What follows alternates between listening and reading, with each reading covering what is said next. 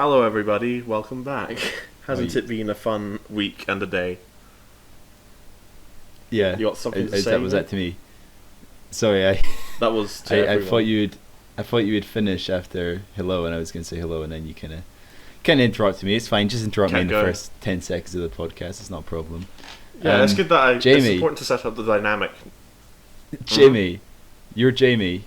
Mm-hmm. I'm Duncan. Yes, you're Duncan. What are people listening to? Yes. The Golden Talkies, a podcast involving reviewing films that came out 50 years ago this week. That was a nice break there between me asking the question and you answering. As you can tell, obviously, this is a very early episode. We still don't know what we're doing. Just a little joke there. Yeah, we definitely. Anyway, we watched films that came out 50 years ago. Jamie, exactly. What this is week the film specifically, or the films for this week? Mm-hmm. This week we are doing two films. We are doing the Panic at Needle Park, which did not really come out this week. It debuted at Cannes, which was this week 50 years ago. Which is the second week in a row that we've had a film that came out in Cannes. Yeah, and not to give a spoiler, but that's also what we'll be doing next week. So, oh really? How long is the Cannes Film Festival? Like a month then? It must be quite long if it's. Yeah. I mean, even if like we're dealing with a generous shuffling of dates, assuming it doesn't start on a Monday or whatever, then that's like probably be at least 2 weeks. I always think of a film festival like being 2 weeks. Yeah, that's what I was thinking. But I don't know, like maybe. I mean, Cannes might be free. I don't know. Maybe if it like started on a Friday or something, like started on a weekday of the week, and then ends on a Monday or something. Who knows? Yeah. Or midweek ending. I don't know. It feels like you normally have the big ending at the weekend. Anyway, the film is Panic Needle Park, and the other film we're doing... The other film actually did come out 50 years ago this week, and that is the abominable Dr. Phibes. Correct. Well done. You got them both right. So, historical context as we usually do. Oh shit, right, I have a little bit, but 1 second. Cool. Let me... So I copy-pasted a quote from the website that I was looking at, with the intention to look up what it was. And then I didn't look it up, so let me just look it up now. Okay, so apparently, right, the 18th of May, 1971 is when the abominable Dr. Phibes came out. Yes. And rather appropriately, it was when the vampire rapist Wayne Bowden's last victim was found, apparently. You know, I saw that when I was doing my research, and I was like, no, that's probably a bit too dark for this. But I'm glad that you've brought it up. Well, I think when we get onto that film, we'll see how that's an appropriate thing. Maybe that is a bit dark. Anyway, I mean, the guy's dead now. He died in 2006. Let me just see. There's not a lot of information about him. He sounds like a nice dude. He was reportedly quiet but muscular and played on the school senior football team. So there you go. And then he just killed people. I don't know where the vampire bit comes in. Is it like? Have you ever seen? I didn't look. Have you ever seen that Nicolas Cage film? What's it called? Like something Kiss, Vampire Kiss, or something like that. No. He becomes a vampire rapist in that. Right. It's a good film. Okay. You know. He's not actually a vampire. He's just deluded. He goes insane and thinks he's a vampire. Right. Okay. Oh well, maybe it was based on this guy. It's the one where the "you don't say" meme comes from. Oh, is it? Okay. Well, I'm afraid. Research thus far. I'm afraid of the vampire rapist. My research thus far is not. There were no signs of any struggle, apparently. Okay. For any of them. Oh right. Okay, I don't think we want to. Okay, let's not go into this because this is real life. Let's not go into. There is a reason why he's called the vampire rapist. We won't go into it. Yeah. Okay. Right. Historical context. I didn't know any of the top 10 songs. I don't think. And the Panic Needle Park came out on the 21st of May 1971, and that's all the historical context I got. There was something about police quelling a riot somewhere, which has been a regular occurrence throughout the historical context. Yeah. But I'm sure you've got more. So to go for my stuff, on the 17th, the Washington State banned sex discrimination. Right. So quite remarkable that it was going on this long. But I suppose early 70s were peak of second wave feminism, so maybe it makes sense.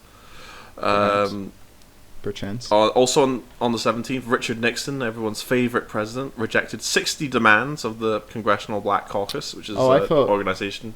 I thought that was on the 18th. It might be on the 18th, maybe I got it wrong. Regardless, it was this week. Yeah. So that's an organisation made up of the black members of Congress, which was newly reorganised that year. And he rejected every demand they had for ending racism in America and added them to his famous enemies list.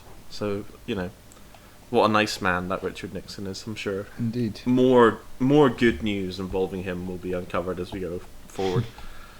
On the 18th, the USSR launches the Mars 2, which is the first spacecraft to crash land on Mars. Oh, really? Interesting. So there you go. Because I guess the space race, at least from an American perspective, is over at this point, because it's 68 that the moon landings happen. Something like that. But 69 stuff's still maybe. going on. Yeah. Then the disgusting website onthisday.com got it wrong and said that the White Riots happened this week. Right. But they didn't actually. They happened in 1979. It's clearly a typo, and I did a bunch of research on the White Riots. So and that's all a waste. Are you telling me that you're not using takemeback.to and instead using? No, that's where our beautiful alternative perspectives comes from. What did you say it's called? onthisday.com or something like that. Right. This is a message going out to the CEO of both takemeback.to and onthisday.com. Whichever one of you gives us a sponsorship first, we'll only use your site forever. That's true. But not if you don't fix your fucking typos about major historical events. Yeah, exactly. And then speaking of major historical events, on the 23rd, so yesterday, 50 years ago, Iron Butterfly disbanded, and they Jimmy, would want to... don't date the recording. Okay, sorry. It's already. It's going to be going up late anyway, but... Yeah. But Iron Butterfly of In Legado de Vida fame broke up for the first time, but they will reform in 1974. So... Cool. There you go. Man, we need to get back on track with the dates, don't we, for recording? Yeah. But we'll do it. We'll get it. You guys, you'll get a Sunday release one day. Yeah. That's a target we can aim for, despite originally hitting that target fairly consistently. Yeah. But we've had some. Now that our standards have slackened, we'll be fine. We'll get back to it. It'll all be cool. Right. So anyway, I got a message. Right. Are you ready for? I am ready to talk about the Panic in Needle Park and the emotional state that is going down in that area. Nice. So this film is based on a novel, Jamie. Many films are. As many of the films we've watched are, in fact. Mm-hmm. Something else I noticed while we're talking about the origins of the film. So at the start they talk about or in the opening credits there's this like Didion Dunn thing. Yeah? Yeah.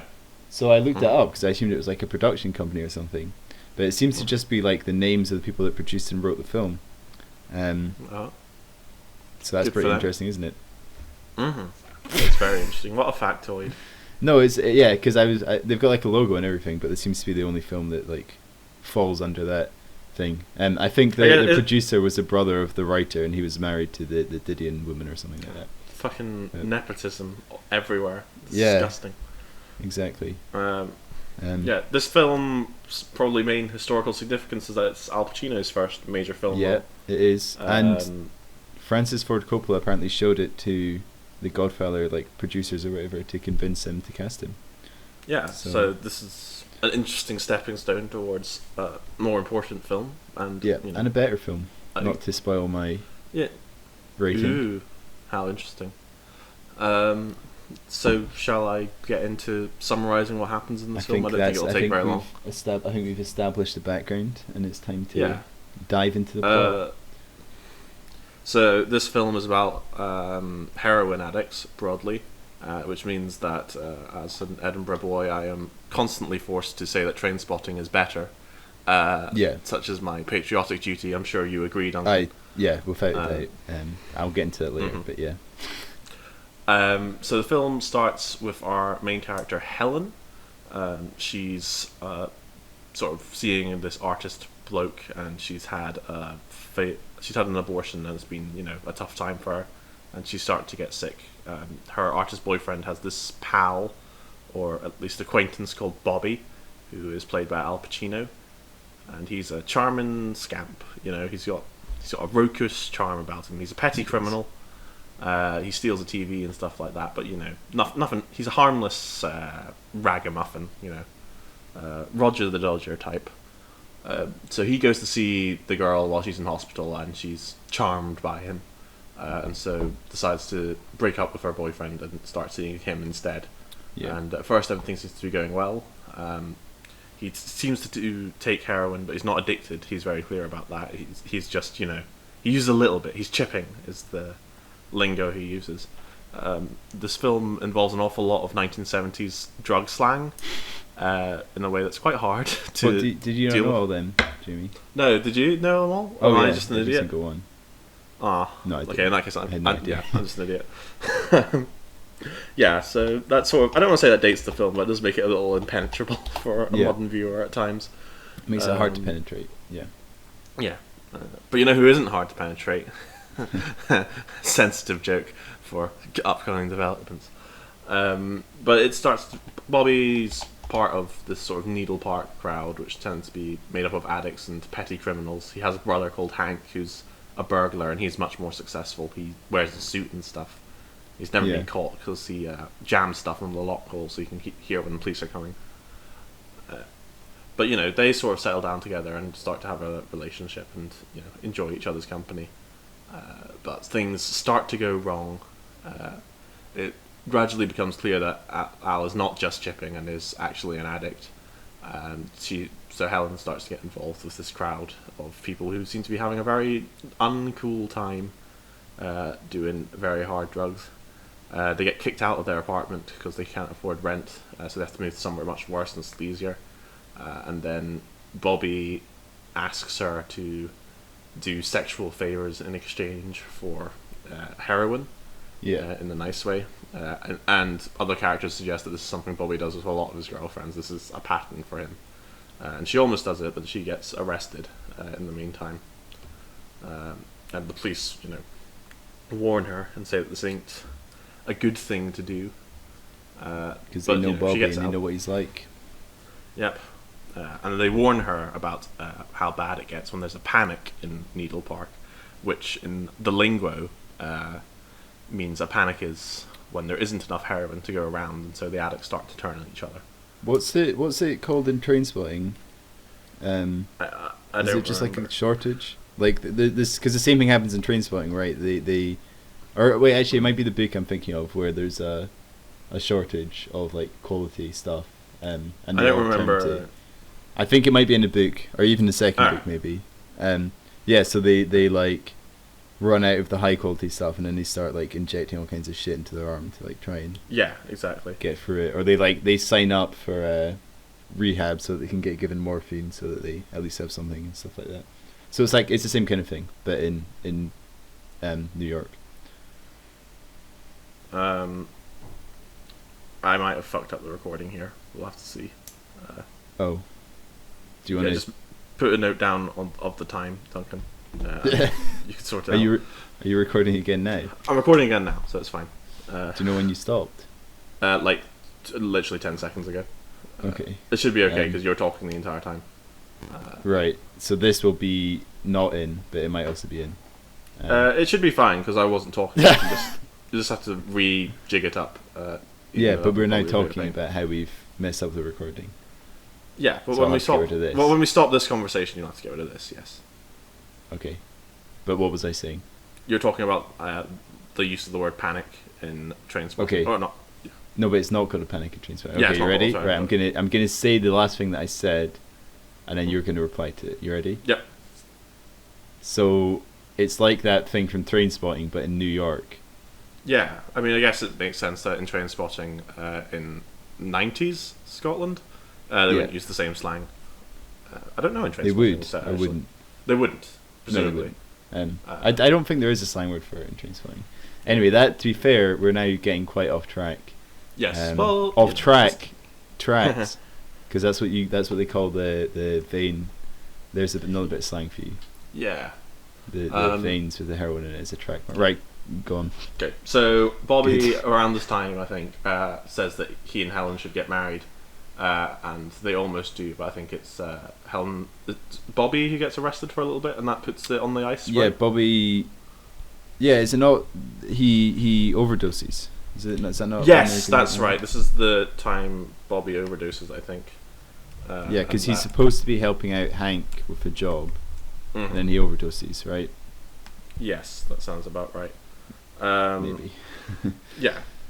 So this is about the time. Yes, that's right. The police talk to Helen about how she should think about ratting on other people, or like that's what happens to everyone eventually around here. And then when they're released, Helen starts to use heroin as well as Bobby. So this is when the proposal happens, and the burglar brother asks Bobby, what are you going to live on? And Bobby insists that he's going to get clean, and Helen are going to get clean, and they're going to, shape up, go straight. So Helen tries to get a job as a waitress, but she finds it too stressful, and is forced to quit after she gets. She's not very good at it. Yeah. What did you? As a somewhat important scene, what did you think of it? Because I thought it wasn't that effective at selling the idea that this wasn't something she could do. If you know what I mean. Yeah. I thought it was like getting close to it, but it kind of felt like it was just her first day, and we'd have to get used to it. I don't know. Yeah. Something I didn't like about this film. Yeah. Was there was no sort of stylization, which I mean we can come on to later once we've gone over the plot. But like this scene in particular, I'm thinking, there could have been stylistic choices that would have made it more obvious that she was like very stressed or whatever. But the film is shot in a very realist manner. There's some interesting, which I think can be effective. Go on. Yeah, there's some interesting cuts though that like skip unusual amounts of time. If you know what I mean. Like I think that's that's true. But I feel like they're trying to show a very realistic portrayal. Yeah, it's trying to go for grounded. And I don't think it really works that well. Which again I can go into more detail later. But like this scene in particular, I feel like you could have used very wide lenses or choppy camera movement or just something to like make the viewer get in her headspace, because instead you're kind of watching as if you're just in the cafe, and then you have the same reaction as the people in the cafe, which is like what's wrong with you, just sort it out. Like the thing is, like, I would say that I'm usually a pretty open-minded guy with regards to drug use and stuff, and like I realize that there needs to be programs to help people and we shouldn't punish drug use and all that. But the thing is about watching this film is that it does sort of turn me into like an old curmudgeon right-wing lunatic, and I'm just like, why don't you just shape up? Yeah. I think the well, fuck it, we're talking about it now. If you watch Trainspotting, it really shows the highs and the lows, and I think you kind of need that to keep the audience caring about the characters, because in this film, like you see them injecting it and it's pretty graphic, but then they just chill for a bit, and even when he overdoses, it's not. I mean, it's pretty dramatic, but it's not like insane. Whereas I think you need to show why they're addicted to it, and you need to show that's sort of why the strange they can't thing. Get off it. And I don't think this one really shows that very well. Because like, I mean, obviously, I know as an intellectual fact that like heroin's a physical addiction, obviously, but the film isn't that good at showing that. Yeah. And like, Helen's reason for starting heroin basically is that she just fell in with the wrong crowd, and I'm sure that's probably how it works in real life, but again, it doesn't quite feel adequate. And like, I'm trying to remember, I feel like in Trainspotting they made more attempts to shape in their lives, or at least grab onto something that could give them stability, whereas I feel the issue they would. I mean, like, Renton goes home for a considerable period and is locked in his room, and then he's finally off it, but then he gets dragged back into it when whoever comes and visits him, and it really shows how you get trapped in that lifestyle, whereas I really don't think this one, I mean, it does in a way, but at the same time it's just there's not a lot. This scene is really the only attempt, the only proper attempt. Well, I guess the other one is which I think is the next scene or soon scene anyway, is the one on the boat. But even then it's pretty. Yeah, but that's like a sort of loose. I don't know. That's more of a gesture, whereas this is like the only attempt they properly make to get out of the lifestyle and return to some sort of normalcy. And so I feel the scene needs to be a lot stronger to show why Helen can't physically or emotionally, or just like there needs to be a strong reason, and it needs to be very properly conveyed why Helen can't do it. Because like the bones of it are there in that scene, and like I could easily write down what that scene means in terms of Helen can't handle it, because like, you know, she can't handle the stress. She's clearly nervous about it, and like it's too much for her. But it's not conveyed strongly enough that you can like go, oh yeah, this is clearly something that she is powerless to deal with, if you know what I mean. Yeah. So it just sort of feels like she goes back to this incredibly destructive lifestyle on a whim, if you know what I mean. Yeah. Yeah, absolutely. Anyway, right. That's my criticism of that scene. So during this time, after Helen quits her job, Bobby's brother recruits Bobby to help him out with his burglaries. And Bobby doesn't show up one night because he overdoses. Yeah. And that's that scene, which is stressful and horrible, but I would say, you know, that's probably the worst depiction of heroin use we get. And again, it's not that shocking, but maybe that's just my modern sensibilities. I don't know. Yeah, I suppose if you hadn't seen it before, you know, or seen a film with a similar sequence in it, it would be pretty shocking. I mean, when I'm thinking about this film, I think that's really the only scene. You know, it's kind of. But then, if you think about Trainspotting, the fucking there's a baby dying. You know. Yeah. Well, I feel like maybe you can. Not to spoil Trainspotting, but I'm sure most people have seen it. You know, I don't want to compare this film too heavily to a film that came out 20 years later, because that's not really fair. But like, no. But like, you know, just when you think about the peak of the sort of destruction that this lifestyle has caused, someone overdosing and being fine. I mean, I think that's the main thing. He's completely fine the next day. Yeah. So it's not a nice scene to be in.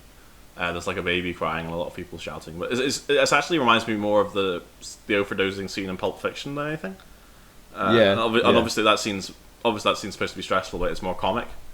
And like I feel like on the scale it's closer to that in a way. Yeah, I'd agree. And this film's not supposed to be comedic. No, not at all. I'm not saying like I laughed at the film. It's just that it doesn't feel like as big a crisis. It's got that kind of vibe of like, oh no, what are we going to do? Rather than I will say one thing this film made me think about a lot is that it must be really difficult to be a drug addict in a country with no socialised healthcare. Because it's just like if they did take Bobby to an ambulance, how in God's name would they afford any of the healthcare for him? He'd be in debt forever. It'd be horrible. I guess that's the just thinking about American healthcare and how it's bad. Yeah. But yeah, I guess he would just sell a bunch of drugs to pay it off. Well, you say that, but that's his plan for everything in this film. It doesn't work out, does it? No. Yeah. Yeah. What happens next? Sorry. Yeah. So is it Bobby asks Hank for a do-over, and so that happens. And Hank's like, "Okay, we can do it one more time." And this time, Bobby does get arrested. Yeah, he gets caught. And so Helen during this time has sex with Hank in order to get heroin. Plot point that I did not understand when I was watching this film initially, because he uses the word ball, I think, instead, and I didn't know what that meant. So it was a bit confusing at first. You thought that she was getting like a basketball? I didn't know what that was. I was just like, a ball of heroin? I guess so. I don't think we're the sort of target. No, as a sheltered white boy in the year 2021, I do not think I can truly relate to the New York drug culture of 1971. No, but then that's the point of the film, isn't it? But she has sex with Hank whilst Bobby's in jail. We don't see that, but this is revealed after Bobby is released from jail, and they start to have a fight about this. A big fight, but then they make up. They make up, but this is an issue where Helen starts to become a full-time prostitute, as it were, as they become more and more desperate for money, and this puts a lot more strain on their relationship, and they start any sort of hint of first of the sort of like genuine not attraction, but camaraderie between them or good vibes is completely gone at this point. It's now genuinely very unpleasant to see them in the same scene with each other. Because it's just very tense. There's a delightful scene where she has sex with someone who she thinks is a virgin, and they look like the stereotypical American film virgin. Disgustingly stereotypical, but yeah, like glasses, skinny, white fronts, white fronts. Then Bobby bursts in and robs him because he claims it is his wife. Well, I guess it is his wife, but but he's willing. But the virgin's reply when she asks if he's a virgin is no. Did it feel like it? And then he tries to smoke a cigarette and can't get the match right for a while. Yeah, and then she kicks him out. And then as he's getting kicked out, Bobby comes in, steals his wallet. Bob's your uncle, finance your aunt. It's a lesson to all good young boys everywhere, which is that women will always betray you, and it's better to be alone.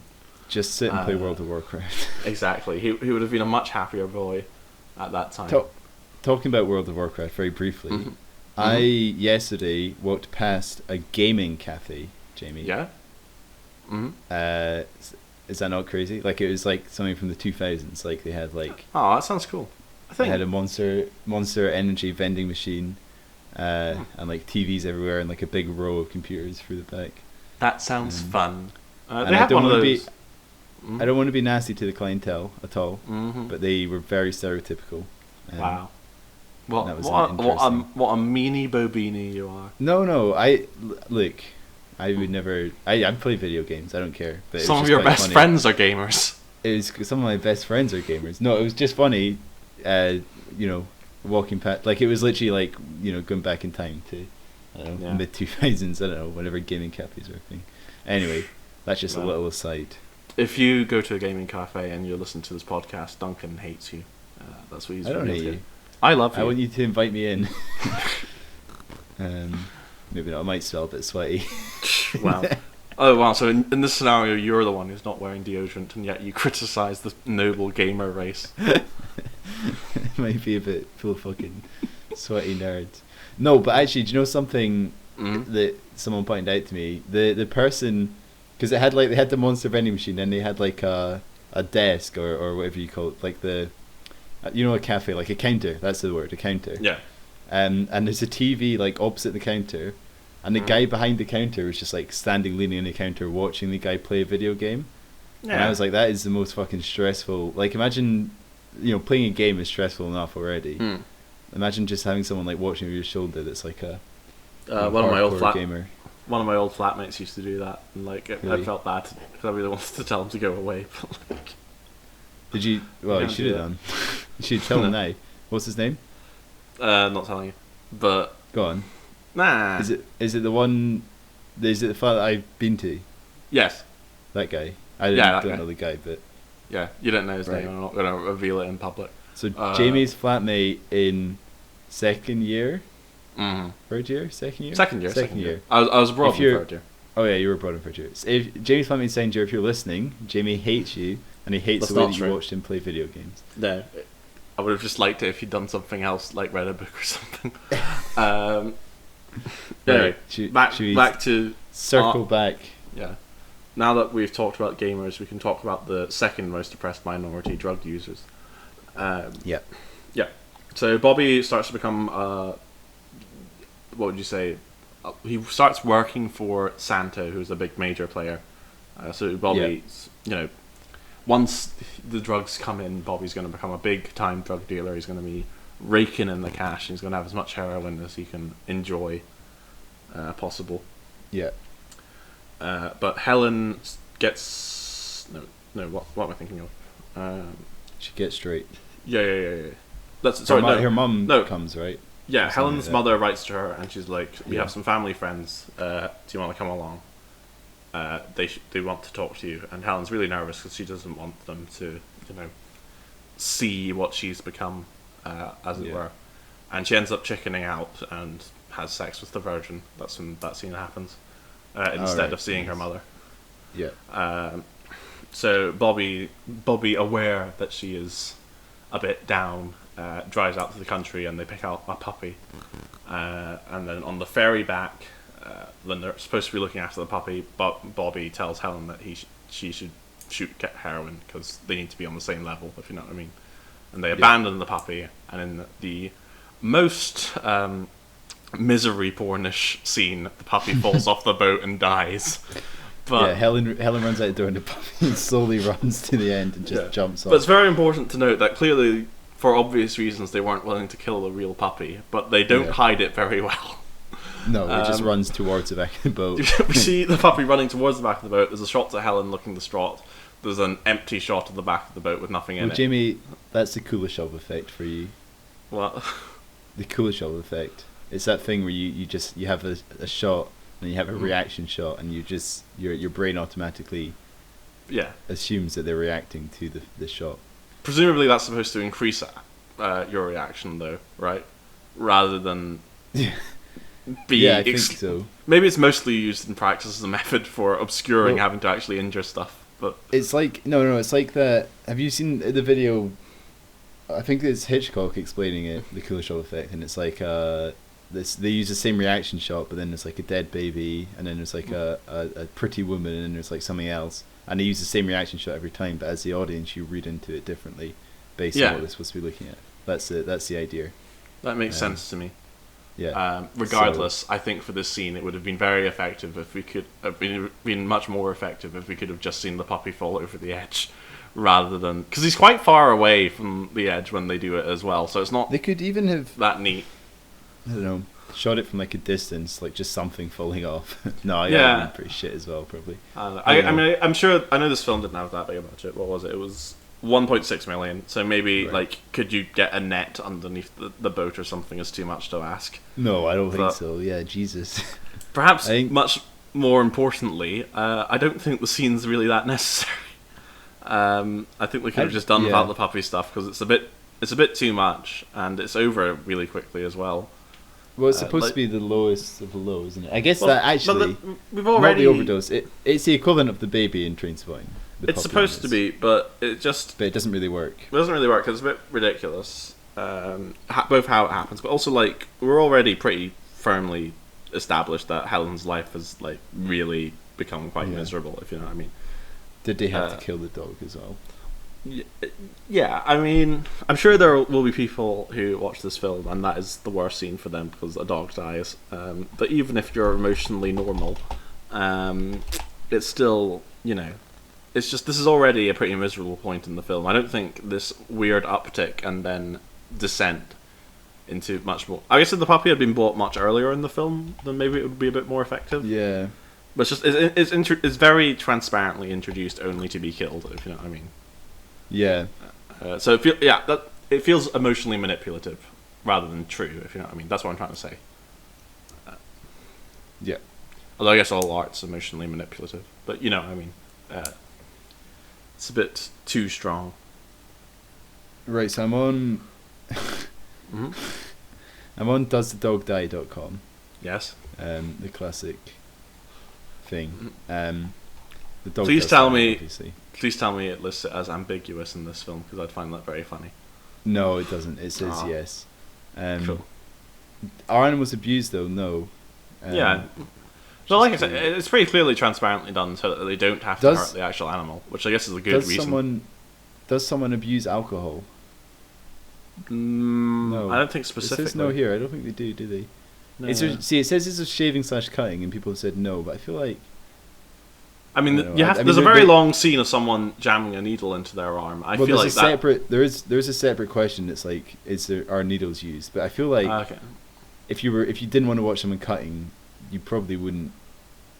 I guess maybe if you've like had bad experiences with suicide attempts or something, like it's very specifically someone cutting that sets you off, then maybe that's true. That's true. I mean, I would say this film is not an easy watch. Regardless, it's not particularly light. So maybe is there a nuclear explosion? No. I'm very interested to know who has an issue with that. Yeah, there's a lot of very specific ones here. Like, there's a lot of obvious ones, like about like gender and stuff. People's triggers. But yeah, is there shaky cam, for example? I guess is that for people that... That's just for people who are too snobby. But I assume that it's got something to do with like. What motion sickness? No, for my interpretation. That seems, okay. Is there a claustrophobic scene? Is one question. Then there's another question. It's like, is someone buried alive? Which to me, if you have a problem with one, you'll probably have a problem with the other. I don't know. I suppose you might have a very specific problem with being buried alive. But then the thing is, I would say there's maybe 50 very specific questions here. But then, I mean, surely there's hundreds and hundreds of questions that could be asked. Yeah. So I wonder how they've decided like, is someone possessed is more important than, I don't know, something else. I guess they just have to look at like feedback, and if enough people request a thing, then I mean, it's not going to be any more work, is it? That's the thing, really. For them. Well, it's all crowdsourced, I think. Yeah. Well, there you go. Does the dog die? So. Anyway, the dog does die in this film, and it contains scenes of drug use and prostitution, which I guess, and needles. They do the needle thing twice. Yeah. Is Santa spoiled? No. I guess if you're a kid, if you're like a parent and like you're wondering if you should show this to your kid, then there you go. That's legitimate. But is it legitimate for the Panic at Needle Park, which is X-rated, by the way? Well, you can watch this film, and if you believe in Santa, it won't challenge that belief. That's true. So, but then if you believe in Santa, and you go and does the dog die, and it says, "Is Santa cancelled?" or whatever, like, is the lie about Santa revealed? Then there should be a warning on "Does the dog die?" about. Just phrased as a neutral question. What is your opinion on Santa? Yeah. With no. But then, even then, I mean, people maybe wouldn't have ever doubted the existence. Well, of Santa. I mean, it's once you doubt the existence of Santa that this. I mean, basically, it's our collective acknowledgement in so many social institutions that gives them their power. Once we start doubting them, society collapses. And like that's true God. for Santa. I was thinking of money, but God too. Right, I think God's more likely to be. I was going to say eradicated. I feel like I would definitely go to hell if I say that. I feel like God is more likely to be not believed in than money. I'm just saying that money only has its power because not, of social acceptance of it. Like, it's not got any inherent power. That's what I'm saying. But so you're saying God does have inherent power? Well, God's power comes from social acceptance too. It's just from social acceptance from an ever decreasing group, if you know what I mean. Although obviously past influence was so large that that if you're an atheist, religion's impact on you will be very tenable, if you know what I mean. I wonder if there will be new gods at some point. I mean, because like you would kind of think that maybe science, the emergence of like serious science that's accessible to everyone, would stop new gods happening. But then throughout history, there's are created every day, and those are basically religions. And then obviously Scientology's not that new. Yeah. I mean, Scientology is also a cult, just to be clear. But right. Yeah, I don't know. Good. I think people will always want to distrust science out of a need to feel probably important. Speaking of distrusting medical advice, to get us back, Helen goes back to her ex-boyfriend, the artist guy from the beginning, and talks in a very kind but sort of distant way about how her life seems to have changed quite a bit. And he lets her stay in his apartment, but then she goes back to Bobby to get more drugs. Yeah. Then she goes to a doctor and sort of says, I have a kidney stone. I need painkillers for the kidney stone. I need them. Please give me prescription painkillers for my kidney stone. And the doctor is clearly aware that she's an addict, but out of sympathy, gives her the painkillers. In a way that does not seem like the behaviour of a responsible medical professional. But I suppose if you're the Needle Park GP, you've got to learn to live with the clientele there. I suppose maybe it's the kindest thing you could do. I mean, he does ask if she's an addict, and I guess if she's refusing to admit it, then I guess the medically best thing for her to do is to give her the stuff. But nonetheless. Wow. So Jamie wants to give drugs to addicts. There you go, guys. You heard it here first. Yeah, because that's how you treat addiction. Jamie wants to encourage addicts to stay addicts forever. You heard it here first, folks. If you force them to go cold turkey, they can die. But there's a big difference between him putting her on some kind of treatment and just giving her what she's asking for. Well, I suppose in his position, right, you see this girl and she's clearly an addict, but she's refusing to seek like legitimate help even though you're offering it. So your options are, if you give her drugs, then like at least they're safe and you know she's not going to turn to more drastic action to get them, if you know what I mean. Yeah. Like, for example, selling those drugs to children, which she definitely doesn't do. Which is she doesn't do that. She's really good about it, and she ends up getting arrested for some weird trumped-up charge about selling the pills to children. That must have been made up by... You know, so she sells the pills to children so she can buy more heroin. Slander. Well, we don't see it. We don't know it happened. All right, okay. But everyone agrees that she, apart from her, that she did it. Anyway, this is where our cop pal gets involved, and he says, "I need you to rat on Bobby." And she's like, "No, I love him," and she sort of hums and haws about it. But eventually, she agrees to rat on Bobby, and he's arrested. But you know, and we're unsure because Bobby's been very vindictive, and it seems physically abusive towards Helen before when she's gone behind him and, you know, quote unquote betrayed him in any way. But at the end of the film, Bobby's released from prison and he seems to forgive her. When she meets him at the gates, he says, you know, he just doesn't talk about it. He says, "Well," and they walk off together. And that's the end of the film. Yeah. So it doesn't really have an ending. No. Well, not if you think of heroin as the main thing. But if you think of it as a love story, then I think that's a proper ending, as it were. It sort of shows that Bobby's willing to forgive Helen for anything. Yeah, true. True. But yeah. Mm-hmm. That's a film. Yeah, so I guess to discuss it... Okay, I'm going to start with my main concern about the film. Do you think that it is exploitative misery porn, as I was considering throughout the time watching it? No. Mm-hmm. I just think it's a bit shit. Ooh. Interesting. Very interesting.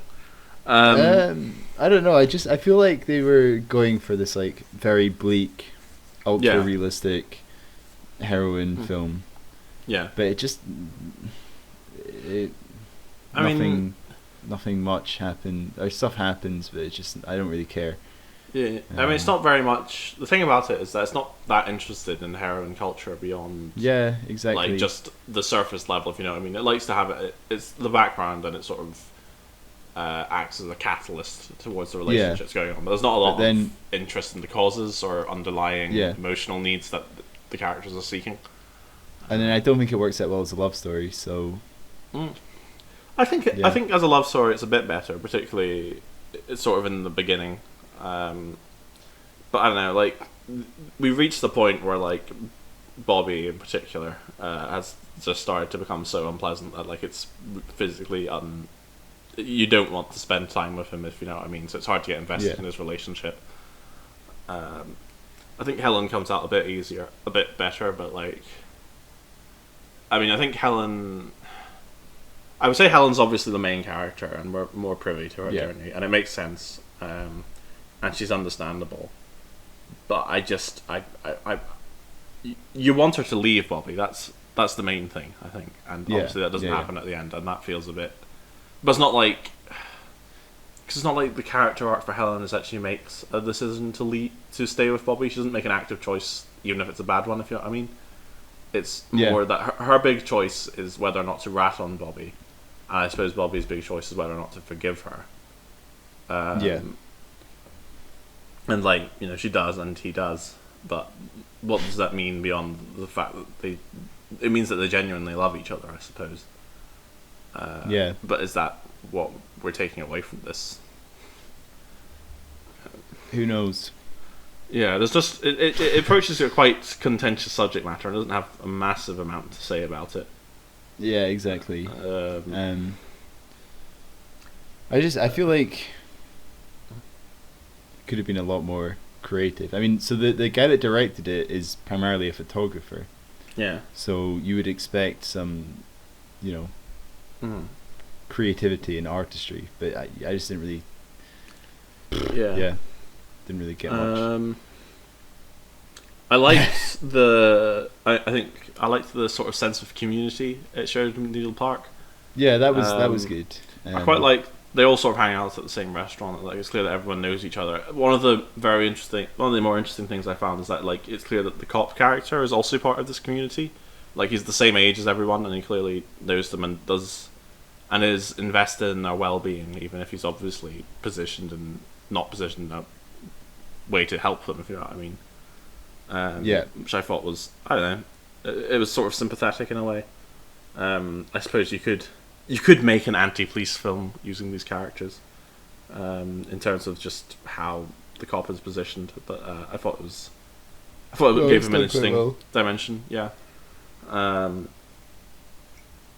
it sort of made him a bit more likable. But then, is that what we want in this film? Well, you said this film made you feel like a boomer that was just telling people to. Yeah, well, I think the issue is that a lot of this film is watching Helen and Bobby spiral out of control. Well, the thing is, they don't. Very, very, very little of the time in the film is them trying to sort out their lives. And I realise that makes me sound, massive, paternal, there's only one correct way to live way, but there's not a lot of sense that they. Because we see their lives getting worse, and there's not a lot of sense that they realise that that's what's happening. Even though, like, they surely must. And you can see that, like, Helen's in the scene where she's considering whether or not to go back to her mother. She's clearly ashamed of what's happened. But there's not a lot of sense of them struggling against what's happening, which I guess maybe it's just me bringing my own expectations to a drug film. But they're mostly very willing participants in their lives getting worse, if you know what I mean. Yeah, I would agree. So. Something about this film that I didn't notice when I watched it, but when I was looking stuff up, I found out is there's no music in the film at all. Oh, I didn't know that. Which Do you think that was maybe a budget thing as well as an artistic choice? I don't know. I think for me it plays into both the film being quite boring, and also the sort of lack of stylization around stuff that happens. But I don't know whether it was a budget thing or not. I don't know. I feel like, maybe. Could be. Yeah. I suppose if this film is going for a grounded tone, but it's also quite melodramatic, and even if that matches it, I think that's maybe an issue. Yeah. Al Pacino, first performance, what did you think of him? I thought he was good. Yeah, I liked him. I think his character was definitely one of the best. Yeah, I thought. Yeah, he's a very good actor. Yeah, I'm just seeing now that. Did you? Go on. I'm saying I'm just seeing now that Raul Julia was in this film, and I can't remember who he was playing. I'm interested. Cool. But what were you going to say? So the lead singer of The Doors was considered for Al Pacino's role, Jim Morrison. There's a lot of singers wanting to be actors in a lot of these films. I think Al Pacino would probably be better. Apparently Raul Julia was Marco. Do you remember who that character was? No. Wow. What did you think of the lady that played Helen? What's her name? Kitty. I thought she was good. I see she won a prize for Best Actress at Cannes. Yeah. I think she was in The Exorcist as well, apparently. I think not that I've seen it. I think that Helen's actually a very well realised character. I think she's quite three-dimensional in a way that's perhaps quite unusual for the films that we've been watching. I do think the characters are quite good. There's just something about the film that just felt off. It just didn't interest me much. Didn't captivate me. Yeah, I think.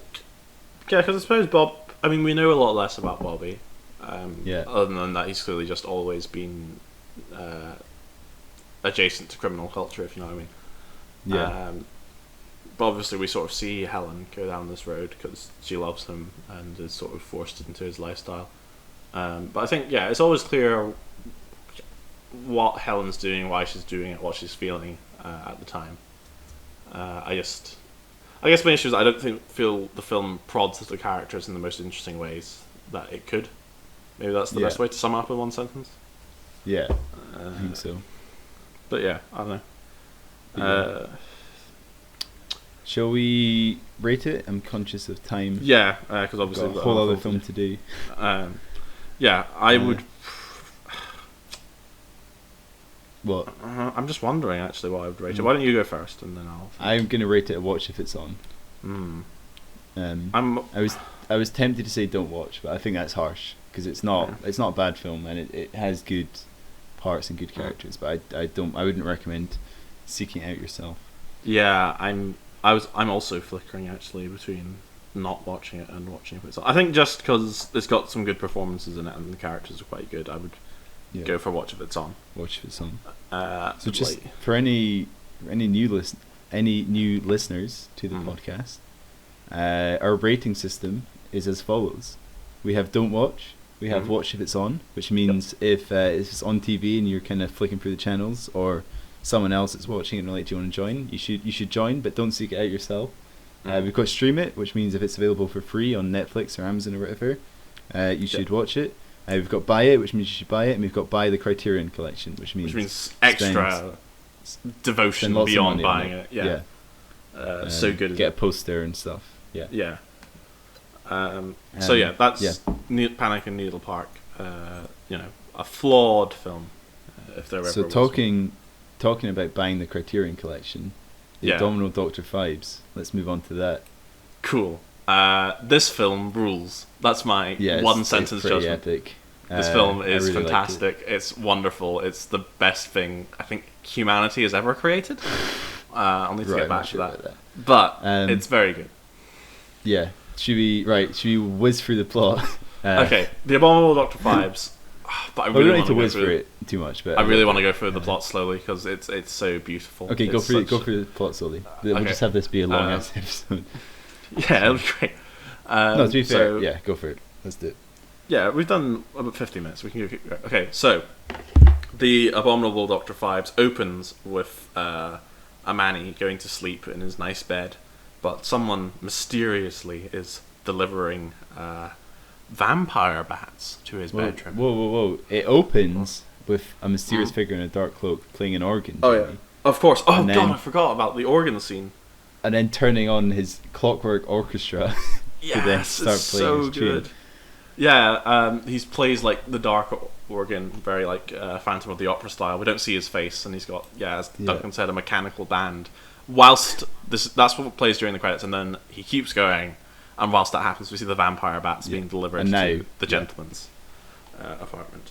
And the vampire bats are actually flying foxes, which eat fruit. Did you know that? I did not know that. I'm glad you told me. It's like the biggest type of bat, but it's just a like fruiting thing. I suppose you want big bats. In the film, they just have them as vampire bats that like suck blood and stuff. But I think normally it's smaller bats that suck blood. Because they have to like, I don't know, sneak around or whatever. Well, I suppose if you're if you're smaller, I'm not a batologist. If you're smaller, it's easier to like suck blood without someone noticing you. Yeah, that's what I mean. Yeah, I know that in real life, as a human, like if a vampire bat gets to you, the mate is most likely to suck blood from your big toe. Yeah, I've heard. Because it'll be like sticking out the bed. Anyway, so these giant flying foxes that are meant to be vampire bats suck all this guy's blood. Well, let's be clear. The guy is awake for this. He sees the vampire bats. There are maybe 3 of them. He could very, very easily fight them off. It's clearly obvious. But he still lies in bed and he just screams out of horror as the vampire bats slowly walk towards him in a very unthreatening way. It's beautiful. So we see that the murder gets reported to Scotland Yard, and our good main character, Detective Trout, is on the case. Oh, don't you mean Detective Pike? No, not Detective Pike. Detective Trout. That's a different fish, silly. Don't you mean Detective Salmon? This gag will never get old. It genuinely will never get old. Yeah, so yeah, he sees that this man has been brutally killed by 3 vampire bats, one of whom flies towards him on something that looks like a wire but couldn't possibly be, because it's flying, obviously. But they're worried about this. There's been other cases of mysterious murders going on. One man was stung to death by bees. and one man was what was the first death? There's bees, and then what was the other one? The bees were the first one. I think it's the bees. Oh, sorry. Is it just that there's? Yeah, the bees are off camera, and then it's the vampire bats. Mm. I know, like, could these be connected? That makes sense. Probably not Trout, you bloody idiot. Trout's. We learned that Trout always goes off on half-cocked theories, rather than just sticking to the job at hand. The police chief is obviously a bit frustrated with him, because Trout just can't be kept under control. So there's like a goofy sequence of them looking around the room, which I think establishes this sort of film's approach to comedy as a whole. I think it's fair to say that, like, what I like about this film is that it's very, very camp, but it's never that self-aware in dialogue. It usually shows that it's in on the joke through visual gags, if you know what I mean. Yeah, absolutely. Like, the visual gags are more obvious, and I think that sort of gets everyone on the same page, but like the characters never break the illusion, which I think, because like if this film could so easily have been like smug and self-aware, and it's not, and I feel that's really what makes it special. Or it could have been like Trog. So yeah. And not been at all self-aware. Yeah, I mean that would have also been special, but like it wouldn't have. It would have been laughing at, and that always feels a bit mean. Yeah. Whereas you're like we're all laughing together. Clearly. Yeah, we're all enjoying this. Everyone's having a fun time. Much like so Carry we see On. this. Wait, what was the Carry On film? A bit like Carry On. I would say this is better than that. I would say this is more inventive than. Yeah, I think Carry On Screaming would be the comparison. I don't know if you've seen that. I've not. No. But that film is self-aware. I think all Carry On films are a bit. And like but this one is less of it's not bawdy. This one. It's very clean. It's not quite as it's not as campy. Yeah. Well, no, I think it's more campy. It's just it's less sexual. If you know what I mean, not to sound like too much of a prude. And it's less. It's much more invested in itself. Whereas all Carry On films just sort of have whatever genre they are as the background. Than for knob gags. I lost you for a second there, but you're back now. So we move. Yeah. Can you hear me? Don't worry, I kept on talking. Jamie? Yeah, I hear you. Yeah, I hear you. Cool. I lost you for a second, but it'll be fine. Yeah, I kept on talking. I made a very salient point about the Carry On films that would have floored you. I heard the end of it, but not the start. Good. So we move on to our second murder, where a man goes to third murder overall, second that we see, very important. So a man goes to a party, and it's a costume party, and he's forgotten his costume. A classic, era. Sorry, no one told him it's a costume party. How embarrassing. But don't worry, I've had that happen to me before. Yeah, you've had the opposite happen to you as well, haven't you? Yeah, sorry, I've had the opposite happen to me. That was hellish. You were stuck in an Austin Powers costume for an entire night. Yeah, I think I've talked about that on this before. Probably. Well, that's the story. It sounds very embarrassing for you. That's basically it. Yeah. But so he's given. So don't worry, they have a mask for him, and he's given a big ornate frog mask. Yeah, which is a very cool mask. It must be said. It's a very nice mask. It's very sparkly and very ornate. Yeah. By a mysterious masked gentleman. But then everyone's at a mask in this party, so it's just a regular gentleman. So he puts the mask on, and it's got a sort of clasp at the back, and he's like, "Hey, can you help me? Sorry, I can't quite reach it." Classic scenario. But then it turns out that the clasp keeps on tightening. Even when he's got the mask on, it keeps on tightening, and then he's struggling. The mask is tightening. He doesn't know what's going on, and then he falls down the stairs, and blood starts seeping out the mask. He seems to have been strangled to death. It's another murder. How horrendous! So this is obviously there's a serial murderer on the loose, and this cannot stand. And Trout's trying to pick the dots together, but he's not going to get it quite yet, is he? There needs to be one more where. This murder stars the villain from Dirty Rotten Scoundrels, which is interesting to me. Not Dirty Rotten Scoundrels, School for Scoundrels. Right, okay. Which is interesting for me. I don't know if you've seen that. I can't say I've seen that, no. It's a classic. But he's a moustache doctor, and it's a very strange scene. His wife leaves for a party for the night, and I think he's been delivered some weird pornography sort of thing, but like he has to hand crank the projector. Yeah, it's like belly dancing video. And he's clearly getting off to this, although obviously his hands are occupied with the projector, so it just seems like a really bad system. But he's enjoying this a lot, and then isn't it like his neighbor sees him and he like has to I wasn't doing anything sort of thing. Is it not his wife? Sorry, that comes back. Is it his wife? Oh, because I think it's. I might be wrong. I think it's his wife comes back. She's like forgotten something. He's like, oh. Yeah, it's an older lady, regardless, who will be a witness later. But then you might need to remind me how this works. I think it turns out is it not his housekeeper? Yeah, that's what I thought. I thought it was his wife who Yeah. left originally, and it was his housekeeper who came up, and they were different. I women. thought it was his wife, his housekeeper that left, and his housekeeper that came back. It might be the same woman both times. That would make more sense and save money. I think it is. Yeah. Yeah. Sorry, I'm just old lady racist, and they all look the same to me. So, just briefly here, I'm looking on. Does the dog die for the Abominable Dr. Phibes? Yeah. And there is a question: does a head get squashed? Yes. Yeah. Towards the beginning, a character gets their head crushed by a mass. It gets very tight. Mm-hmm. So that's pretty funny. As happens. Is someone burned alive? Is contentious. One person says yes. One person says no. And then it says acid death. Yeah, that's right, acid. Anyway, we'll get into that. That's later. Yeah. So for this one, I think what happens is that Dr. Phibes' assistant, as it were, walks in the belly dancer costume, right? And it's like, oh, it's real. And then Dr. Phibes walks in afterwards, and he's clearly threatened by him, and Dr. Phibes makes him like give up 8 pints of his blood, which, as we all know, is too much. That's the limit. And he dies from the blood loss. But it does sort of lead one to wonder why any of the belly dancing stuff was necessary, given that Dr. Phibes' plan was just to walk in and ask him to kill himself. But, it's there for texture. So, okay, I'm going to jump back for a second. Yeah. I'm on Does the Dog Die for the Panic Needle Park. Mm-hmm. And people have said there's not a shower scene, but there is a shower scene. There is a shower scene, yeah. Why don't you correct that? Why don't you do your public duty? Because I tried to sign in with Facebook and it's not letting me. So. Anyway, back to... Yeah, so this is the murder where Dr. Trout... Sorry, not Dr. Trout. Detective Trout starts to put some dots together. He realises that all of these people are doctors. They all seem to have worked in the same hospital, so there's a connection. How interesting! But what could this connection mean? So he goes to see one of these doctors, and he has a son who's about to practice for stuff, and they have a pleasant conversation. And the doctor's like, "Well, yeah, I worked at the hospital with them, but I don't know why anyone would want to murder them. I don't know anything special about what they did or anything like that. But I'll think about it. I don't see what this could possibly have to do with me."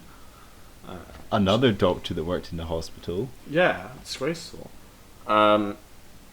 So during this last murder, Dr. Phibes lost his necklace in a very subtle cut, where it's just he discovers that it's gone and he panics, as it were. A very dramatic angle is used, but this means that that Detective Trout has a clue. So he goes to a jeweler who examines it for him, and the jeweler says that he made it, but he doesn't know who for or why. The jeweler's he's a funny boy. He has all the best gags, as it were. He's very sarcastic to Detective Trout. He keeps giving him obvious answers. Very stock type, if you know what I mean, of the British comedy genre. But anyway, he's able to reveal to Detective Trout. I think isn't he the first person who accidentally calls Detective Trout Detective Pike? Wait, which one calls him that? The jeweler. Yes, I think so. Yeah. Yeah. As many characters will throughout this film. But yeah, so he finds that the one piece of information he's able to give him is that this is a Hebrew letter. So he doesn't know what it's about, but he knows that it's Hebrew. So Detective Trout goes to see a rabbi, and the rabbi teaches him about the curses of the pharaohs, which were visited on is it Ramses in Moses? I don't know. But anyway, the rabbi is played by Hugh Griffith, by the way. Cool. Who I definitely recognise, but I'm not sure what from. He was in Ben-Hur, which I've not seen, but I might recognise him from cultural osmosis. Cultural stuff, but I think he's like the big name. Didn't he die recently? Wasn't that he died last year? Would you have maybe seen him then? So? Yeah. Certainly, the person who starred in Ben-Hur died last year. I don't know if that's still him. Well, he's not the guy that starred in it. I don't think. I think he's the. I think he probably died a long time ago. Yeah, he died in 1980. Okay, so that's not it. But yeah, I definitely recognise him. And when I was looking up this film, he seems to be like one of the people that people say are like, oh, this stars Hugh Griffith and someone. Actually, whilst we're talking about promotions, I don't know if you saw the poster for this, but one of them is "Love means never having to say you're ugly," which is a cheeky reference to Love Story from 6 months ago or so. Oh yeah, what was the Love Story one? Love Story was "Love means never having to say you're sorry." Oh wait, it's the same poster, isn't it? Yeah, it's a riff on it. There's a couple of posters for this film, but yeah. So that's kind of it's a bit strange that like I guess just a testament to Love Story's success that people were doing sort of a parody thing of it 6 months later. What did we rate Love Story? Not great, did we? Nah, I don't remember. I think we might have said stream it. It's fine. Yeah, it's not that good a film. I would say this is a much better film. Yeah, definitely. Good. Anyway, so we're given a clue about the ancient Egyptian curses. So you might need to walk through some of these with me because I didn't write them all down because I'm a moron. I'm sure you probably did the same. But so there are 8 curses, I think. There's 10 curses. 10. Oh, God.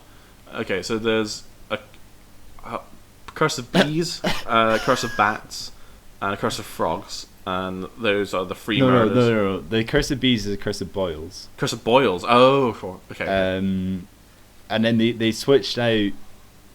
In the actual Bible, there's a plague of flies and a plague of gnats, but they changed it out for rats and bats. Okay. Which sounds like I'm about to start spitting bars. It's a bit of Dr. Seuss. There's a plague of blood that definitely happens in the actual Bible, and that's what happened there. The death of the firstborn. Death of the firstborn. Plague of darkness. Darkness. No, sorry, plague darkness is the last one. Locusts. Yeah. Something else. What's plague of ice that happens? Yeah. That's like a storm of hail. Storm of hail. Are you sure it's 10 and not 8? Because that's what's got 8. Yeah. It's 10. Because there's 9. There's 8 doctors, I think, and then. Oh, and there's the nurse as well, isn't there? No, including the nurse. I think there's 8. Because then the. No. There's beasts. There's 9. There's a plague of beasts. There's 9 including this. Yeah, there's 9 including the nurse. Okay, yeah. There's a beasts as well, and I'm sure this is very entertaining listening. Pestilence of livestock. Something like that. I'm going to click twice to get a summary of the film up. Yeah, but you know, let's see what. Yeah, because the ones in the film are not necessarily the same as the ones in the Bible. Yeah, so I'm just wondering. Oh, for God's sake, it doesn't list them. Oh well, okay. We'll just try and see if we can remember them all. I think I wrote most of them down as it happened. That's good, because basically the issue with this is that most of the rest of the film is just Dr. Phibes murdering these people. Well, there's the rats in the plane. Yeah, so we might need to figure out a way to remember them in order. God. The hail. Yeah. I don't know. Oh, there's a guy who gets killed by the unicorn. Yeah, that's what I'm saying. Plague of beasts. I think that's beasts. I don't know. Yeah. I think I think they put them in a different order. Yeah, they definitely do. And they changed the names of some of them to be work for the film. So anyway, let's not get caught up on that. Basically, we might forget one, and I apologise for that, but it's hard to remember. So I think the next one is the plague of ice, because that's not discovered. Yeah. Stop the car. Yeah, so they stopped the car. Wait, did we talk about the rat? The rat's the next one. That's the next one. Have we talked about the rats already? Was that not before? No. Rats are next one, definitely. Because they're on the trail of him by that point. Yeah. Because that's when they break their boss's car. Yeah. So I like how we're now just trying to remember. Yeah. Really relaying back and forth plot points that someone who hasn't seen the film won't know, and someone who has seen the film will know. Look, a lot of people get murdered. This is of no value to anyone. I'm just going to keep on trucking ahead. If you have any objections over the order on which I put things, you just have to be quiet about them. The people get murdered. The doctors get murdered. So and the police are on a trail. Yeah, I believe the first one is the Curse of Ice. And what happens is that Dr. Phibes and his assistant stop a car in the middle of the road. And then they open the door, and then they use a weird sort of ice machine thing and freeze him to death. It's not very creative by Dr. Phibes standards, but it is very extra, and that's the most important part of a Dr. Phibes murder, is that it has to be very, very over the top. So right, around. We can now cut.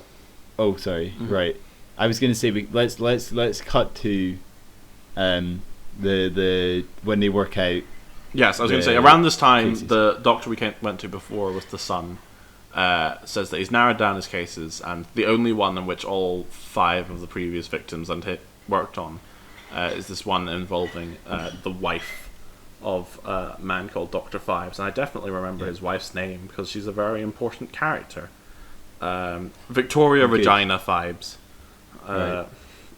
Which sounds a bit like vagina. Yes, but that's also the Queen's name, so watch your mouth, mate. The Queen's called Victoria Regina. She's Regina, yeah. No, Victoria Regina, I'm saying. Well, not specifically, but yeah. No, but I'm saying that's what sounds like vagina, because it's vagina. Like vagina, you know. I'm a very good talker. But anyway, yeah, at this point, so they realise that Victoria died on the operating table, but she did have a husband called Dr. Phibes, and this seems like a potential lead. Although Dr. Phibes has been dead for 50 years. He died in a car crash. Wait, what do you mean 50 years? I don't know. How long was it really? It's something like 20 years 4 or so. Years. No, it's like only 4? Jesus Christ. The film takes place in 1925, and they died in 1921. Oh, right, okay. Fair enough. You moron. So they go to the Phibes mausoleum at Highgate Cemetery, and because they're going to look at the bodies, but they find nothing but a box of ashes in Dr. Phibes' coffin. A box of what, sorry? Ashes. Box of ashes. Ashes. Ashes. Box of ashes is a very box of ashes. Thing. A box of what's left over after you have a fire. They find a box of ashes in his coffin and nothing in her coffin. Nothing in her coffin at all. And the police detective's like, well, Trout, clearly you're wrong because his ashes are there, so clearly he has to be dead, you fool. But what if it was the chauffeur, Jamie? What if it was the chauffeur? That is the twist in the tale. And if it was the chauffeur, how would they not know it was the chauffeur? Because he would be in the driver's seat. Yeah.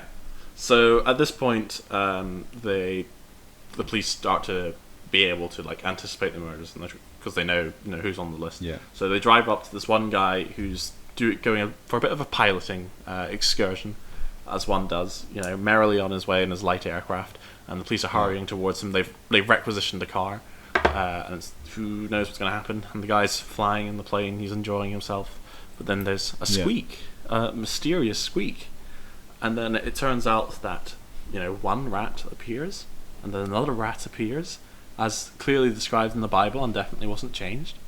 More rats, and then he's overrun by rats and crashes his plane, just like in the Bible. Or when Jesus Torah. Is in the plane, and the rats come out. In the Old Testament.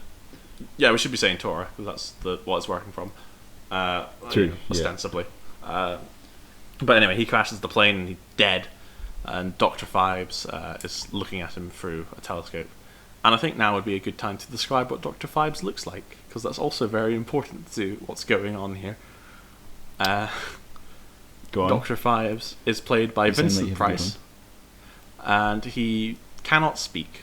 He wears a cloak all the time. And he has a little voice modulator that he uses to, speak, catch his vibrations or whatever. He can't speak with his body, is what I should maybe say. Well, his knowledge of acoustics, Jamie, allows him to. Because Dr. Phibes isn't like a mechanical doctor or a doctor of medicine or a doctor in anything that would help him create such a device. Dr. Phibes is a doctor of music, and that's how he's able to make this machine because he knows acoustics so well. Exactly. And it makes him sound like a Dalek, which is very unusual to hear.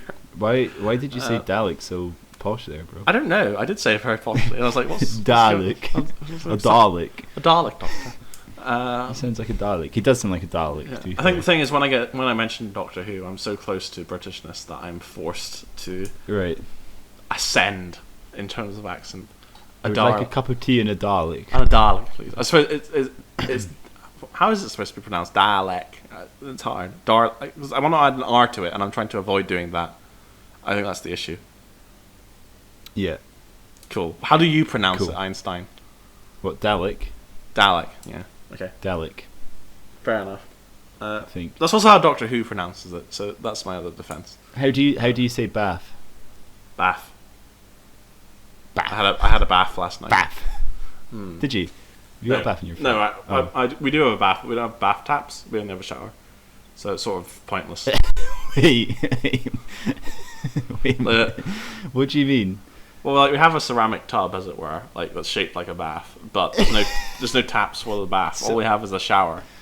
So you have to climb in the bath to have a shower, which I know is not weird, but then the bath is non-functional. The bath is non-functional, yes. But why wouldn't they take the bath out when they were taking the taps? It's just an excellent question. No, there's nothing there. There's nothing there. So it's just it's just the shape of a bath. Yeah, it's just a bath. Does it have a plug in it? Can you? Yeah, it has a plug hole. So is the idea that you fill up with the shower then? If you were, I mean that would take ages. It can't be that, surely. I'm assuming that the idea is that you have like taps built into the wall or something. Oh, that's true. You can probably definitely buy baths that are just the tub. But yeah, as it is, it's just slightly more awkward than a standing shower would be. But you know, it takes up so much space as well. Yeah, but you know, we make do. Our bathroom's very thin but very long, so I suppose it's the better fit. Yeah, I guess actually it's the right kind of shape, isn't it? What the hell was I talking about? Oh yeah, his voice is very funny, and it makes it sound weird. Yeah. And then he has an assistant as well. Yes. We haven't mentioned that. She's got a woman. Yeah, everyone who's asked about this assistant describes her as beautiful or like attractive or fashionable, and not a single one mentions a physical feature that would be useful to a police investigation. There's a pretty funny line where Trout says, "Is she tall, attractive, barely speaks a word?" And then someone says, "Yeah," and then he says, "Well, now I'm interested in her." Which is pretty hilarious, you know what I mean? Pretty funny stuff, you know. Why? Women, they don't speak, am I right?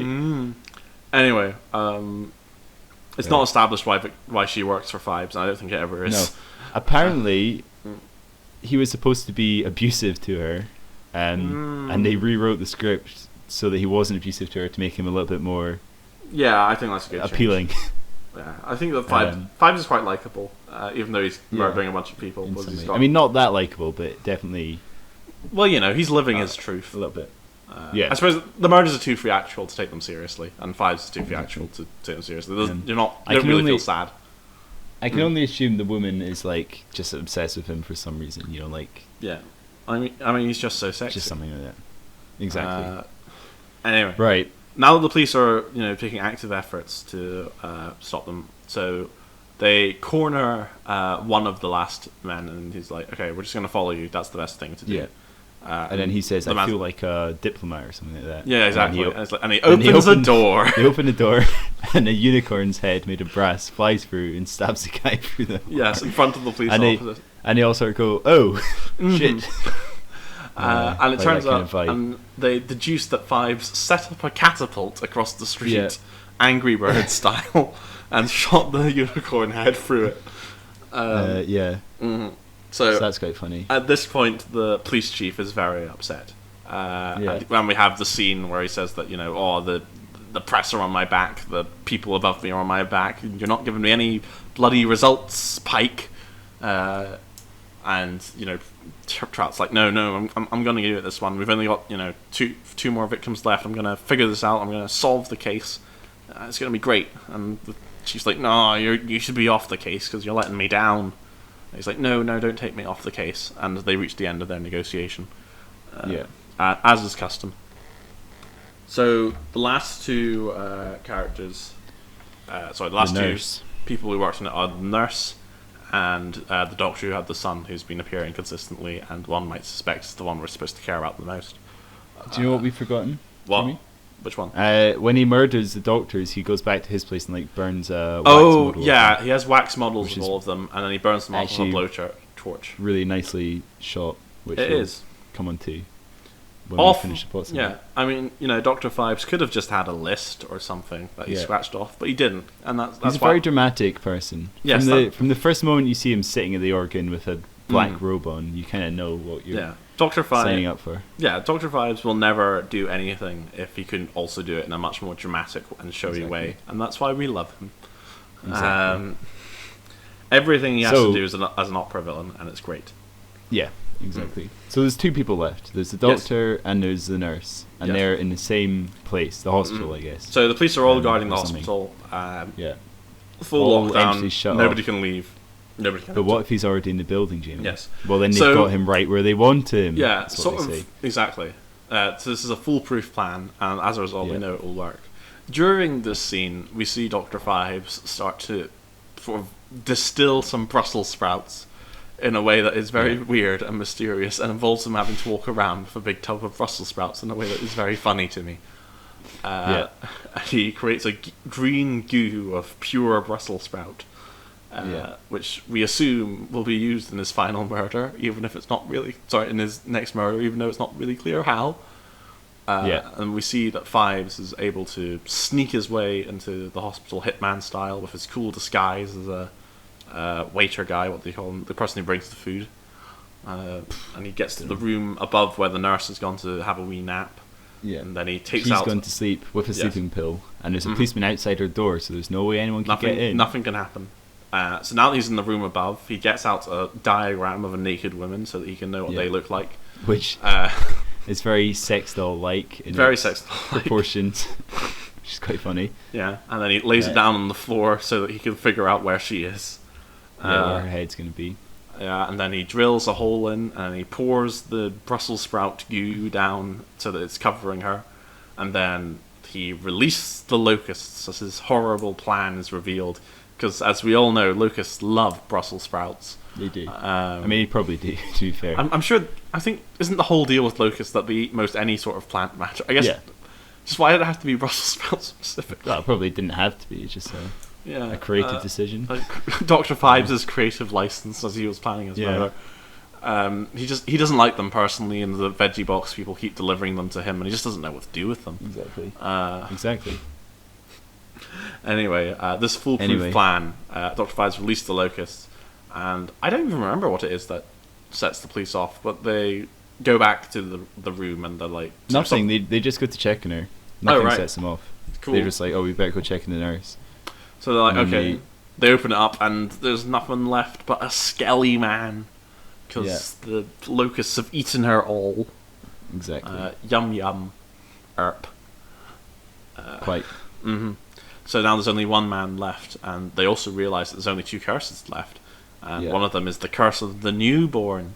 Firstborn. And curse of the Firstborn. I just want to ask you, Duncan, when you heard Curse of the Firstborn, what was your first assumption as to what form it would take?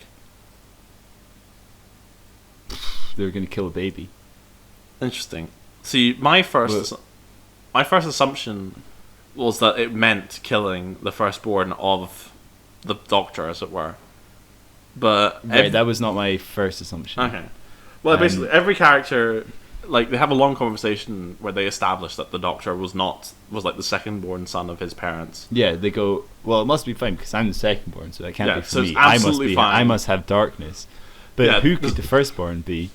Yeah, there's absolutely no other way which you could possibly interpret this clue. No.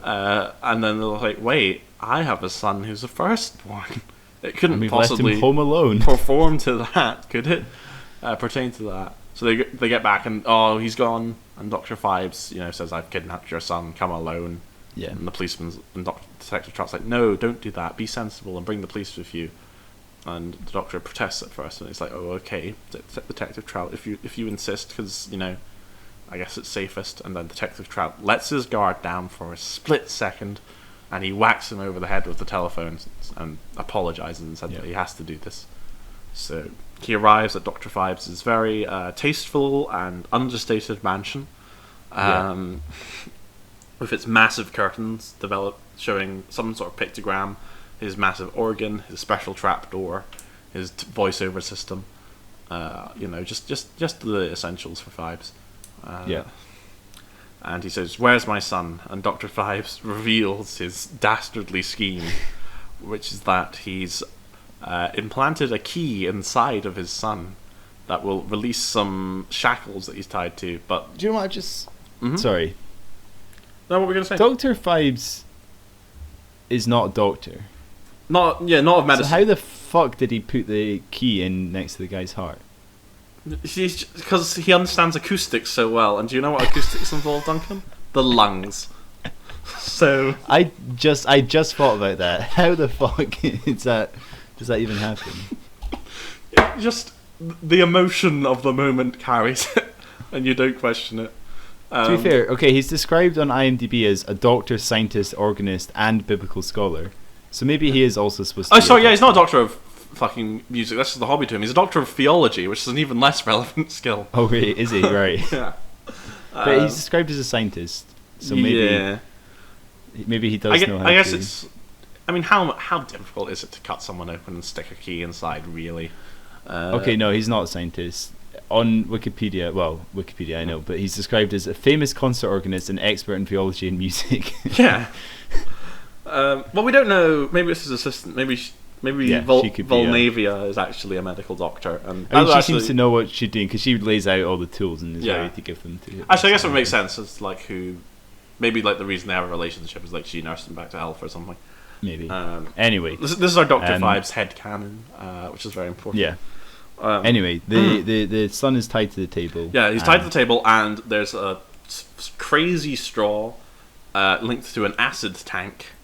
And after the length of time that they had to save Dr. Phibes' wife from the operating table, the acid will start to spill down and kill the boy. So he has to make up for his sins by saving his son in the same amount of time he had to save Victoria. And it's very tense as I can't convey it through words as he tries to operate on his son with enough time to spare before the acid falls down. And the police arrive and Dr. Phibes flees, and in the chaos he's able to do it. He's able to save his son. He's able to wheel him away at the last minute as the acid spills down, and the acid kills the assistant who ended up under there for some reason. But it doesn't melt, even though it's able to melt through her instantly. It doesn't melt through the floor. This is a very important thing to note. Well, obviously not. The floor is going to be acid-proof, Jamie. Come on. Sorry, I forgot that Phibes was such a perfectionist.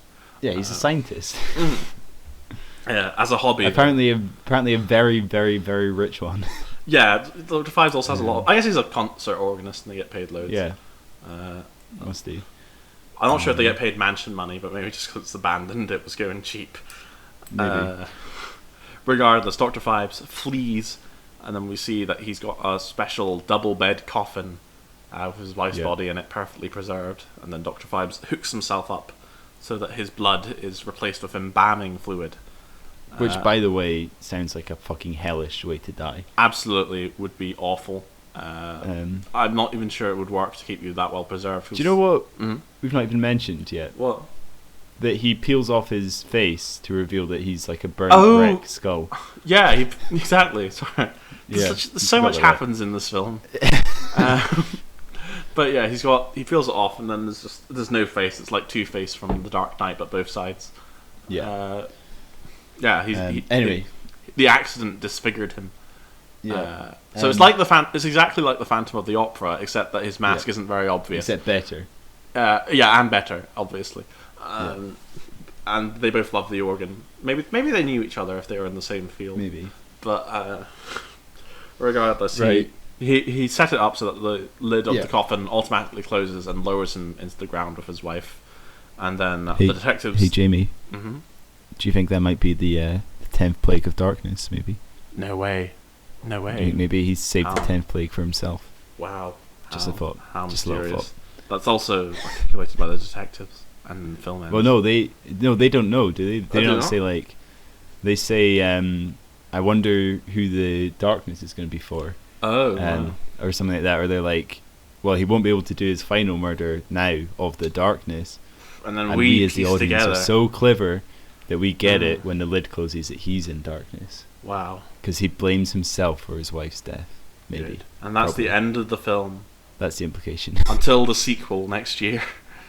There is a sequel. There's one is sequel. Is it 1972 it came out? 1972, Dr. Phibes Rises Again. Watch it then.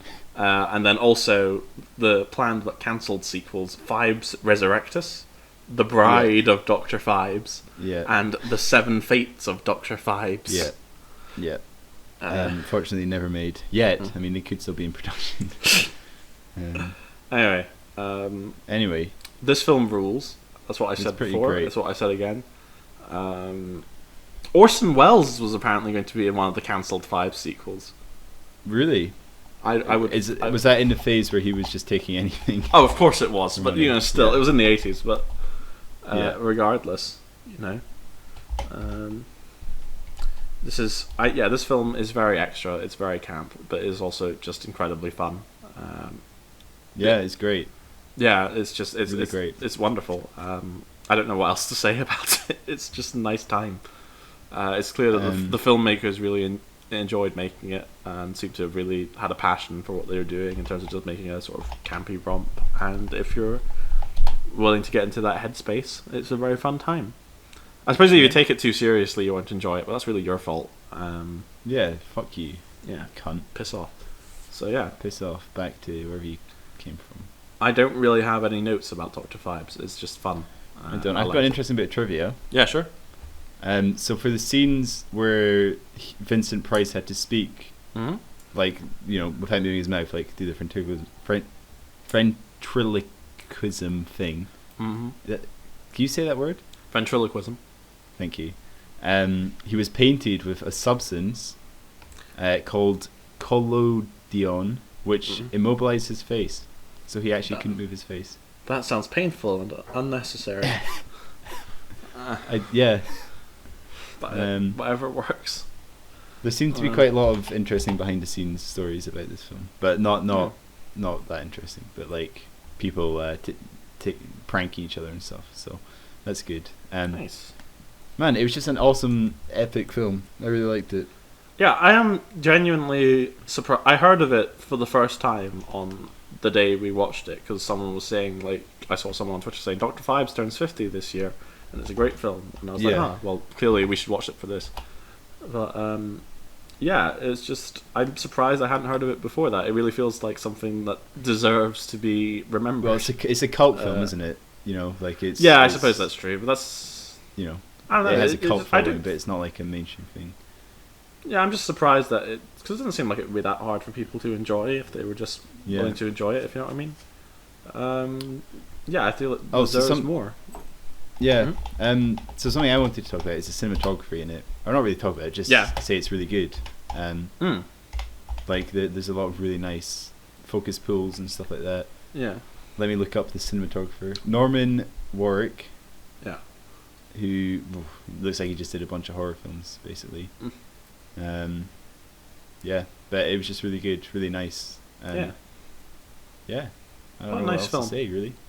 And the production design was awesome as well. Yeah, again, it was all very crazy stuff, and it's very clearly inspired by like the Cabinet of Dr. Caligari and stuff like that. Because it's set in the 1920s, and it's very clearly inspired by those films from the 1920s. It's got like all the Art Deco style and it's very indebted to that. The costumes are very like sort of surrealist and stuff. Yeah, it's really good. Yeah, really good film. What are you going to rate it? I'm going to rate it Criterion Collection without a single moment of hesitation. I loved it a lot. See, I was thinking buy it, but I'm tempted to also say Criterion Collection. I feel this is the exact sort of thing that I feel deserves extra devotion, as it were. And that I acknowledge it as a good film, but I also love it on a level beyond that, if you know what I mean. Let's see if it does have a Criterion Collection. Probably not. I probably not. Probably. It's Phibes Criterion. Absolutely not. No, it doesn't look like it does. Disgraceful. It's got MGM Presents Midnight Movies. Okay, so you can buy the Blu-ray for £13.49. Well, I suppose if it's on Blu-ray, then that's the same thing. Oh, you can get the complete Dr. Phibes on Blu-ray for £40. There we go. Buy that. I guess the two of them. I mean, that's conditional on what the next one's like, I suppose. But Yeah. Still, the recommendation is not about buying an actual Criterion Collection release. It's just saying No, if there it's was the one. idea of it. Mhm. Yeah, do you know what? I'm going to say Criterion Collection because why not? Yay! Why not? Yeah, it's good. Is this the first double Criterion Collection we've had? I think so. Yeah, unless no, because one of us I remember went back on patent. So yeah, this is the first one. Wait, did we have? I didn't have patent at Criterion Collection. Yeah, I think that's it. I think I might have, and you didn't. No, or patent something I like had that. at like Stream or something. Oh yeah, that's right. You didn't. You really didn't like patent that much. No, not much. So yeah, I'm definitely. getting confused there. Yeah, I think this is our first double Criterion Collection. So this is a There big you go. episode, guys. This is a big episode. Yes. Maybe but I it's should just- rate it by just to be No, different. no, we got it here now. I'll let it marinate for a week. Yeah, for this- now, I'm rating Criterion Collection. Yeah. I'll let the film marinate. The secret to winning our affection is just to be as campy as possible, and that's Yeah, I Good just like lesson. things that are self-aware. Like you, yeah. yeah, like Well, like and it's a bit of stylization. You know, I'm watching a film. You know, I'm not in the theater. I don't want to see a bunch of drug addicts just wandering about Wow. talking. I Well want to done. see, an acid straw yeah, that takes 6 minutes, and there's a guy getting a key out of his son's heart. yeah. Well, I And that's what I suppose want to see. this film apparently inspired Saw, which also has Really? the first Saw film also has a man with a key inside of him, and that's like the big twist in it. There you go. Um, I want to see something, a bit of pizzazz, you know, a bit of Yeah, well, I think creativity, a bit of something, this is- a bit of something interesting. this is pure pizzazz. That is definitely Mhm. something that's not lacking. This is a pizzazz-isode. hmm Golden Talkies Um, pizzazz-isode. Yeah, like I was saying Um, before, it's just there's this difference because it's not really a parody per se, and I think that's what really makes Yeah. me like it because it's not about.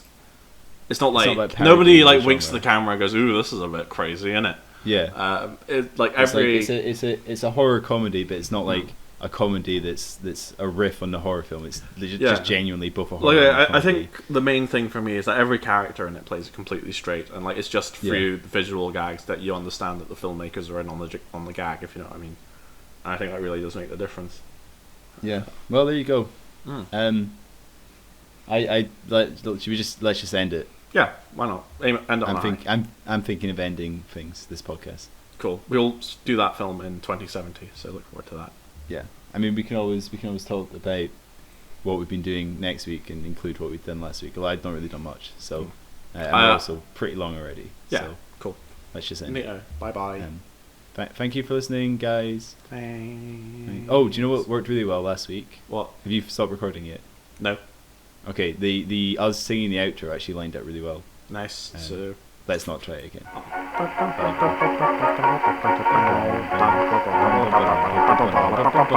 Bye.